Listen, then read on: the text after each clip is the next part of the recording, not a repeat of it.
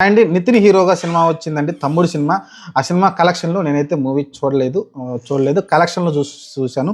కలెక్షన్‌లు చూసుకుంటే చాలా దారుణమైన కలెక్షన్‌లయితే వస్తున్నాయండి. ఎంత దారుణం అంటే అంత దారుణంగా వస్తున్నాయి. అసలకి నితిన్ రోజు రోజుకి తన 'రాబిన్ హుడ్' కూడా మన పర్లేదు డే 1 కలెక్షన్‌లు మంచిగానే వచ్చినాయి. డే 1, డే 2 ఇక్కడ చూసుకుంటే డే 1, డే 2 వచ్చేసరికి అది 1,00,00,000 అయితే వస్తా ఉన్నాయి. ఓవరాల్‌గా చూసుకుంటే 3,00,00,000 నెట్టే వచ్చింది. ఓవరాల్‌గా ఇండియా వైడ్ కాదు, వరల్డ్ వైడ్ చూసుకుంటే 3,500,00,000 నెట్ అయితే కనిపిస్తూ ఉంది. దీన్ని బట్టి సినిమా చాలా అటర్ ఫ్లాప్ అయితే కనబడతా ఉంది. సినిమా బడ్జెట్ పెట్టారు. దాంట్లో ఇద్దరు ముగ్గురు హీరోయిన్లు కూడా ఉన్నట్టు కనిపిస్తూ ఉన్నారు. చూడాలి, లయ్య గారు చాలా రోజుల తర్వాత సినిమాలో వాళ్ళ అక్క క్యారెక్టర్ చేసిందామె. కానీ సినిమా ఎందుకో మరి కనెక్ట్ కాలేదంట జనాలకి. అంత ఒక రోజులో సినిమా మొత్తం జరిగిద్దంట. 1 డేలో సినిమా మొత్తం జరిగిపోతుందంట. మరి అంతకుముందు 'ఖైదీ' సినిమా కూడా ఇలానే జరిగిద్ది కదా! 1 డేలో సినిమా మొత్తం అయిపోతుంది.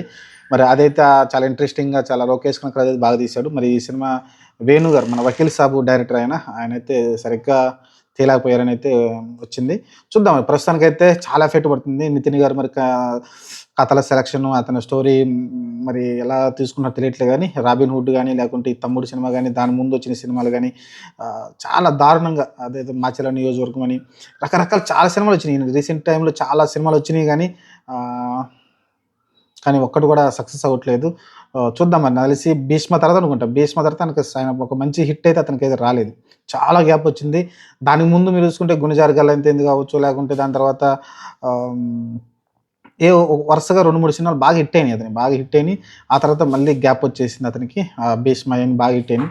ఇప్పుడు చూసుకుంటే వరుస ఫ్లాప్‌లు అయితే కనిపిస్తా ఉన్నాయి నితిన్‌కైతే. చూడాలి, అతని స్టోరీ సెలక్షన్ అయితే కొంచెం మార్చుకోవాల్సిన అవసరం అయితే కనిపిస్తుంది.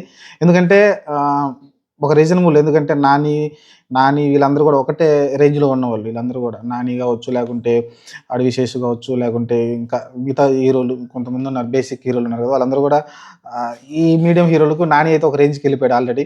కానీ నితిన్ అయితే ఇక్కడే నిలిచిపోయాడు. నితిన్ యాక్చువల్‌గా అతనికి ఒక కేపబిలిటీకి డాన్సింగ్ బాగానే చేస్తాడు.